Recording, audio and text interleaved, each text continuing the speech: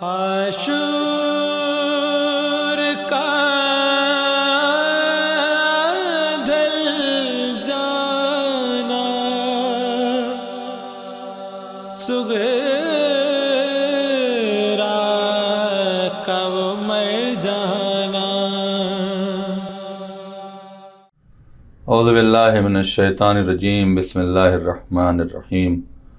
الحمد للہ رب العالمین، والصلاة والسلام علی اشرف الانبیاء والمرسلین وعلی آلہ الطیبین الطاہرین المعصومین ولعنۃ اللہ علی اعدائہم اجمعین۔ سب سے پہلے ہم زی9 ٹی وی کے بہت شکر گزار ہیں کہ انہوں نے ہمیں موقع دیا کہ ہم اس چینل کے حوالے سے آپ تک کربلا کے حوالے سے، محرم کے حوالے سے پیغام حسینی پہنچا سکوں، اور میں اپنے سامعین کو اور دیکھنے والوں کو آج یہ بتانا چاہتے ہیں کہ اصل میں کربلا میں اسٹوری کیا تھی، ہوا کیا تھا۔ در حقیقت اگر آپ اسلام کی ہسٹری کو پڑھیں تو رسول اللہ کے بعد جو اہل بیت علیہ السلام تھے، جو رسول اللہ کے اس مشن کو لے کے آگے بڑھ رہے تھے جس میں رسول اللہ صلی اللہ علیہ وسلم نے انسانیت کا پیغام دیا تھا، مظلوم کے ساتھ کھڑے رہنے کے لیے، کسی کے ساتھ زیادتی نہ ہو، کسی کے ساتھ ناانصافی نہ ہو، ہر آدمی سکون چین سے اپنی زندگی جیے، قاعدے قانون کے تحت عبادت کرے، اللہ کو مانے، اللہ کی باتوں کو مانے۔ یہ مشن اہل بیت علیہ السلام رسول اللہ صلی اللہ علیہ وسلم کے اس دنیا سے جانے کے بعد آگے بڑھا رہے تھے، لیکن کچھ لوگ ایسے تھے جو اس مشن کو روکنا چاہ رہے تھے، چونکہ ظاہر سی بات ہے جب مظلوم مضبوط ہوگا تو ظالم خود بخود کمزور ہو جائے گا، جب مظلوم کی حمایت میں آواز اٹھے گی تو ظالم میں خوف پیدا ہوگا، اور اس طرح سے کسی پہ ظلم نہیں ہو سکتا ہے، کسی کے ساتھ زیادتی نہیں ہو سکتی ہے۔ لیکن در حقیقت ایسا وقت گزرتے گزرتے رسول اللہ کی وفات کے تقریباً 50 سال کے بعد ایک عرب میں ایک شخص کھڑا ہوتا ہے جس کا نام یزید ہے، اور یہ ایک بادشاہت کو حاصل کرتا ہے اپنے زور اور زبردستی کی بنا پر، اور ایک گندی پالیٹکس کی بنا پر، اور ہر وہ کام کرتا ہے جو ایک انسانیت کو شرمسار کر دے، انسانیت کو بدنام کر دے۔ اور اس نے جو ہے پوری دنیا کے لوگوں سے کہا کہ مجھے اپنا خلیفہ مانو، مجھے اپنا بادشاہ مانو۔ دنیا نے کچھ نے ڈر کے، کچھ کو لالچ دے کے، سب کو جو ہے اس نے اپنے قابو میں کر لیا۔ اس زمانے میں رسول اللہ صلی اللہ علیہ وسلم کے چھوٹے نواسے امام حسین علیہ السلام، جو بی بی زہرا فاطمہ سلام اللہ علیہا کے بیٹے اور حضرت علی کے بیٹے تھے اور بی بی فاطمہ کے بیٹے تھے، رسول اللہ کے نواسے تھے، چھوٹے نواسے تھے۔ افسوس کی بات یہ ہے کہ جو یزید تھا وہ ظاہری طور سے کلمہ تو پڑھتا تھا اور ظاہری طور سے مسلمان تو اپنے کو سمجھتا تھا، لیکن اس میں کوئی ایسی اسلام کی تعلیم کی کوئی چیز پائی نہیں جاتی تھی۔ اگر وہ اسلام کی تعلیم کو حاصل کیے ہوتا تو اس طرح سے امام حسین کے لیے اس نے ایک پیغام بھیجا اور کہا، مدینے میں اس کا جو گورنر تھا، کہ حسین سے کہو کہ وہ بیعت کریں ورنہ انہیں قتل کر دو۔ آپ سوچیں کہ جس محمد مصطفیٰ کا وہ کلمہ پڑھ رہا تھا، انہی کے نواسے کو قتل کرنے کے لیے وہ آمادہ ہوتا۔ اسی سے آپ کو اس کی تصویر، اس کی پکچر سامنے ہو جائے گی کہ نانا کو تو مانتا ہے، ان کا کلمہ پڑھتا ہے، اور انہی کے نام پر ساری چیزوں کو، عہدوں کو، سب کچھ کو پاتا ہے، اور انہی کے نواسے کو قتل کرنا چاہتا ہے۔ امام حسین نے کہا کہ نہیں، اس کی ہم غلط باتوں کو نہیں مانیں گے، اور یہ کہے کہ آپ نے مدینہ چھوڑا، اور مدینے سے نکلنے کے بعد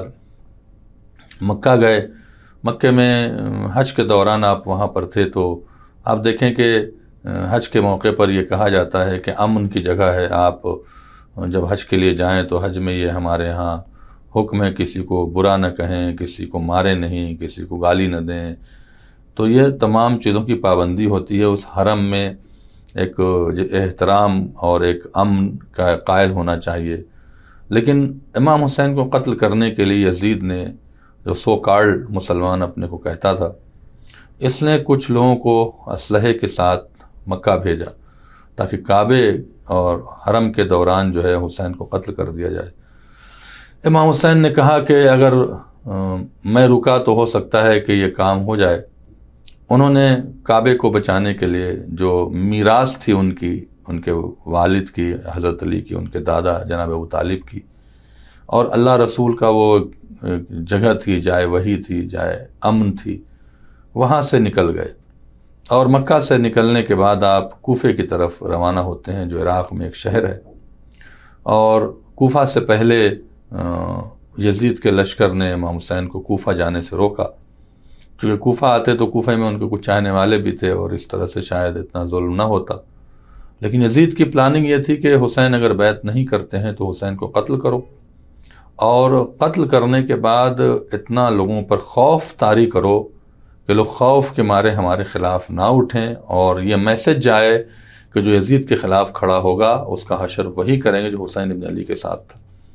اس نے اپنے فوجیوں سے کہا کہ انہیں ایک جنگل میں، اس وقت جو کربلا جو آج عراق کا بہت ہی ہولی سٹی ہے، بہت ہی مشہور، امام حسین نے دریا کے کنارے اپنے خیموں کو نصب کیا، اور فوج آتی وہ کہتی کہ آپ خیمہ یہاں سے ہٹا لیں، آپ کو فرات کے کنارے خیمہ نصب نہیں ہونے دیں گے. بہرحال امام حسین نے کہا کہ میرے بچے ہیں چھوٹے. انہوں نے کہا نہیں بچے ہیں کچھ بھی، آپ ہٹائیں خیموں کو. امام حسین ان کو چھوٹ دے رہے تھے. امام حسین السلام کے پاس طاقت تھی، امام حسین السلام چاہتے تو جنگ کر سکتے تھے، لیکن امام حسین السلام یہ چاہتے تھے کہ دنیا دیکھے کہ یزید کا، جسے کہتے ہیں کہ یزیدیوں کا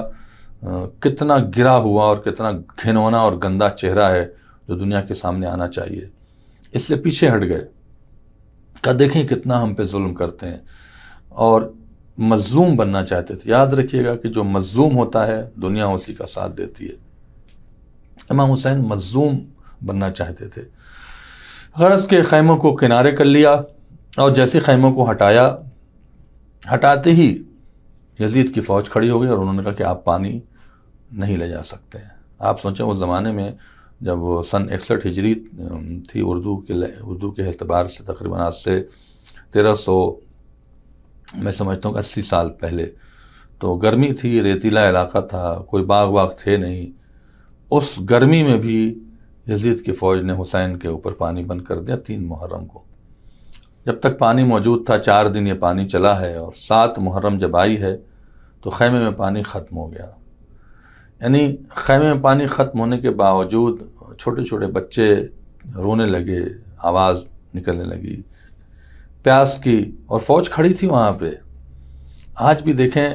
میں سمجھتا ہوں کہ اس طرح کے لوگ آج بھی پیدا نہیں ہوں گے کہ کوئی بچہ پیاس سے تڑپ رہا ہو، یہ بھی نہیں دیکھا تھا کس مذہب کا ہے، کس ملت کا ہے. انسانیت ضرور بیدار ہوتی، کوئی نہ کوئی پانی ضرور پلا دیتا ہے. لیکن اس زمانے میں یزیدی اس طرح سے گر جائیں گے اندازہ نہیں تھا. وہ یہ چاہ رہے تھے کہ حسین پر پریشر ڈالتے ہیں، حسین بیعت کر لیں گے. ان کو نہیں پتہ تھے رسول کا نواسا ہے، یہ کبھی بھی ظالم کے سامنے جھک نہیں سکتا، کبھی مظلوم کو چھوڑ نہیں سکتا. ساری انسانیت کی آبرو داؤں پہ لگی ہوئی تھی، اور امام حسین یہ ایک ایسی ذات تھے جو اس آبرو کو بچا سکتے تھے. بہرحال اس کے بعد جو ہے آپ نے جسے کہتے ہیں کہ صبر کیا، بچوں کو صبر کی تلقین کی کہ صبر کرو، اور یاد رکھیں ظلم جب ہو رہا ہو اور آپ صبر کریں نا تو ظالم کو سزا بڑی ملتی ہے. اس کے بعد آپ جو ہیں پھر خاموش رہے، عبادتوں میں اللہ کا شکر کرتے رہے. اور آپ دیکھیں کہ امام حسین علیہ السلام پہ پانی بند کرنے والے ایک جانور سے بدتر تھے، لیکن حسین کا کرم یہ تھا کہ وہ ان کے لیے بد دعا نہیں کر رہے تھے، دعا کر رہے تھے. اور یہ دعا کر رہے تھے کہ پروردگار ان کی اصلاح کر دے، ان کی ہدایت کر دے، ان میں انسانیت کی بو ڈال دے، ان میں انسان بنا دے انہیں. اور یہاں تک کہ 9 محرم تک جب امام حسین نے بیعت نہیں کی اور پیاسے رہے تو پھر یزید کا آرڈر آتا ہے کہ حسین کو قتل کر دو. اور حسین کو قتل کرنے کے لیے وہاں پہ جو چیف آف آرمی تھا، آپ اندازہ لگائیں، تاریخ کو دیکھیں کہ چیف آف آرمی جو اس وقت حسین کو قتل کرنے کے لیے فوج تقریباً 30,000 فوج، اس وقت کی پاپولیشن کے اعتبار سے بڑی فوج ہوتی ہے، وہاں کربلا میں موجود تھی. اور حسین کے ساتھ 72 لوگ صحابی تھے، 72 آپ کے مرد تھے جو آپ کے ساتھ موجود تھے. اس میں بچے بھی تھے، بوڑھے بھی تھے، کوئی سارے جوان نہیں تھے. اس لیے کربلا کو جنگ کا نام نہیں دینا چاہیے، کربلا حسین کی قربانی کا نام ہے. جنگ ہوتی تو جوانوں میں آمنے سامنے جنگ ہوتی، لیکن حسین نے جنگ نہیں کرنا چاہی۔ امام حسین جنگ کیوں نہیں کرنا چاہ رہے تھے؟ اس لیے امام حسین السلام اگر جنگ کر لیتے تو جب جنگ ہوتی تو آدھے ایک طرف ہوتے ہیں اور آدھے دوسری طرف ہوتے ہیں، لیکن جب کسی پہ ظلم ہو رہا ہو تو کوئی گرے سے گرا بھی انسان ہے وہ ظالم کا ساتھ نہیں دیتا ہے، ہمیشہ مظلوم کا ساتھ دیتا ہے۔ لہذا امام حسین السلام صبر کرتے رہے، اور 9 کی رات میں، جو آج 9 محرم ہے، اور آج کی رات میں یہ آرڈر آتا ہے یزید کا کہ حسین کو قتل کر دو، اور یہ ہوا کہ حسین کو رات میں 9 کی رات میں قتل کر دیتے ہیں۔ تو کچھ نے کہا کہ نہیں، رات میں نہیں قتل کرتے ہیں، دن میں ہم لڑائی لڑیں گے۔ یہ امام حسین السلام کو خبر ہو گئی تھی کہ یہ ہمیں اب چھوڑیں گے نہیں، لہذا آپ نے اپنے صحابیوں کو آج کی 9 محرم کی شب ہے اس میں جسے کہتے ہیں کہ اکٹھا کیا لوگوں کو، اپنے صحابہ کو، اور بڑا عجیب و غریب، دیکھیں امام حسین کے ساتھی بھی کتنے عظیم تھے۔ ان کے ساتھیوں کے بارے میں دنیا کے پروفیسرز نے، دنیا کے لوگوں نے بڑی اپریشیٹ کیا ہے اس بات کو کہ ایسے بھی صحابی، ایسے بھی ساتھی ہوتے ہیں کہ 3 محرم سے پانی بند تھا، بہت سے اصحاب جو ساتھ میں آئے تھے وہ 3 محرم سے پیاسے تھے، 4 دن کی پیاس ہے، 3 دن کی پیاس ہے، بھوک ہے، لیکن حسین کا ساتھ نہیں چھوڑتے۔ اور امام حسین شب عاشور، جو آج 9 محرم کی شب ہے، جس کو دوسرے دن کو ہم 10 محرم کو عاشور کہتے ہیں، شب عاشور میں، آج کی شب میں 9 محرم کی، اپنے اصحاب کو جمع کیا اور کہا تم چلے جاؤ، یہ ہمارے خون کے پیاسے ہیں، یہ چونکہ میں علی کا بیٹا ہوں، چونکہ میں محمد کا نواسہ ہوں، میں انسانیت کو فروغ دینے کے لیے، میں ظالم کے خلاف کھڑے ہونے کے لیے، مظلوم کی حمایت کے لیے اللہ کی طرف سے بھیجا گیا ہوں، یہی اسلام ہے۔ اسلام بے گناہ لوگوں کو مارنے کا نام نہیں ہے، اسلام بے گناہ دوسرے مذاہب کے امام بارگاہوں اور مسجدوں، چرچ اور مندروں کو اڑانے کا نام نہیں ہے۔ اسلام تو احترام کا قائل ہے دوسرے مذاہب کے بھی، اسلام کبھی کسی گردن پہ تلوار نہیں رکھتا ہے۔ یہی سکھانے آئے تھے امام حسین کربلا کے میدان میں، یہی سکھا رہے تھے۔ اور یزید ایک طرف آپ دیکھیں کہ ایک طرف یہ کلمہ پڑھ رہے ہیں، ایک طرف قرآن کے قائل ہیں، رسول کے قائل ہیں، امت کہہ رہے ہیں اپنے کو، جس کی امت کہہ رہے ہیں اسی کے نواسے کو، اس بے دردی سے، اس ظلم سے، اس بھیانک کرائم کے ساتھ، مطلب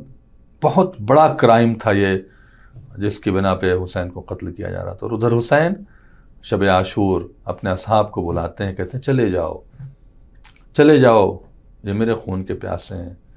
مجھے ماریں گے، تمہیں چھوڑ دیں گے، تمہیں کچھ نہیں کہیں گے، تم سے ان کا جھگڑا نہیں، میرا جھگڑا ہے۔ جب امام حسین کے کہنے پر کوئی صحابی نہ اٹھا، آپ دیکھیں امام حسین کے اصحاب نے اپنی فطرت، اپنی نیچر سے لڑائی لڑی ہے کہ بھوک اور پیاس میں انسان بہت دیر تک نہیں رہ سکتا ہے، بہت دیر تک نہیں لڑ سکتا ہے، لیکن وہ لڑ رہے تھے چونکہ حسین ان کے لیے عزیز تھے، اور وہ جانتے تھے کہ آج اگر امام حسین کا ہم نے ساتھ دیا تو ہماری عزت کی موت ہوگی۔ اور امام حسین نے خود کہا ہے کہ ذلت کی زندگی سے بہتر ہے کہ عزت کی موت مر جاؤ۔ مطلب کیا ہے؟ ظالم ہونے سے بہتر ہے جو ذلت کی زندگی ہے، مظلوم ہو کے مر جاؤ، شہید ہو جاؤ لیکن مظلوم رہو۔ اور کہا چلے جاؤ، خیمے میں اکٹھا چلے جاؤ، لیکن کوئی نہیں گیا۔ تو پھر آپ نے اندھیرا کر دیا کہ دیکھو ہم اندھیرا کر دیتے ہیں، تم اندھیرے میں چلے جاؤ، اگر میرے سامنے جانے پہ تمہیں شرمندگی ہو رہی ہے، اندھیرے میں چلے جاؤ۔ اور پھر بھی کوئی نہ گیا تو کہا کہ دیکھو میں ناراض نہیں ہوں گا، سارے مسلمان تھے، اللہ رسول کے چاہنے والے تھے، امام حسین کے شہدائی تھے، ولایت مولا حسین کے قائل تھے۔ تو کہا کہ دیکھو اگر تم چلے گئے تو حسین ناراض نہ ہوگا، اتنی دور چلے جاؤ کہ میری مدد تم پر ساقط ہو جائے تو ہم تمہاری شفاعت بھی اپنے نانا سے کروائیں گے۔ اس کے بعد بھی لوگ نہیں گئے، اور جب خیمے میں چراغ کو روشن کیا حسین نے تو دیکھا ایک بھی صحابی اپنی جگہ سے اٹھا نہیں تھا، بلکہ کچھ اصحاب نے جو امام حسین کے صحابی تو انہوں نے کہا کہ مولا آپ کا اعتبار ہم سے اٹھ گیا ہے، آپ کے قدموں پہ مرنے کا مزہ اور ہے، اے حسین ابن علی ہم مظلومیت کا ساتھ دیں گے، آپ کے قدموں پہ مرنے کا مزہ اور ہے، اور ہم آپ کے ساتھ شہید ہوں گے، ہم کہیں نہیں جا رہے ہیں۔ اس کو امام حسین صاحب نے کہا جیسے اللہ نے مجھے صحابی دیے کسی کو اصحاب ایسے نہیں دیے۔ یہ تھی آج 9 محرم کی تاریخ، اور میں یہی کہتا ہوں امت مسلمہ سے عزاداران سید الشہداء سے کہ غم کی تاریخ ہے، حسین پہ بہت سخت وقت گزرا ہے آج کی تاریخ میں، بچے پیاسے، 5 سال کی سکینہ پیاسی، 6 مہینے کا اصغر پیاسا، حسین کس طرح سے گزر رہے تھے کہ رات بھر بچے سوتے نہیں تھے اور خیمے میں آواز بلند ہو رہی تھی، العطش، ہائے پیاس، ہائے پیاس، اور کوئی حسین کے بچوں کو، رسول کے نواسے کو پانی دینے والا موجود نہیں تھا۔ اسی لیے ہم اس مناسبت سے غم مناتے ہیں، چونکہ ہم حسین کے چاہنے والے ہیں، ہم رسول اللہ کے چاہنے والے ہیں، ہم اللہ کی توحید کا اقرار کرتے ہیں، اس کے رسول کی رسالت کا اقرار کرتے ہیں، ان کے وصی امیر المومنین کی ولایت اور امامت کا اقرار کرتے ہیں، ان کے بیٹے حسین کی ولایت اور امامت کا اقرار کرتے ہیں۔ ہمارا ولی، ہمارا امام، رسول کا نواسہ، امت مسلمہ جو آج اپنے طریقے سے ہر کوئی حسین کا غم منا رہا ہے، ہم بھی منا رہے ہیں، تمام مسلمان، تمام انسان، کوئی بھی کسی مسلک اور مذہب سے ہے، سب اس غم کو منا رہا ہے، ہمیں بھی غم کو منانا چاہیے۔ لبیک یا حسین، اے حسین مظلوم، تجھ پہ سلام، تو نے ان مصیبتوں کو اٹھا کر آج شریفوں کو شرافت کے ساتھ زندگی گزارنے کا سلیقہ سکھا دیا ہے۔ عاشور کا ڈھل جانا، صبح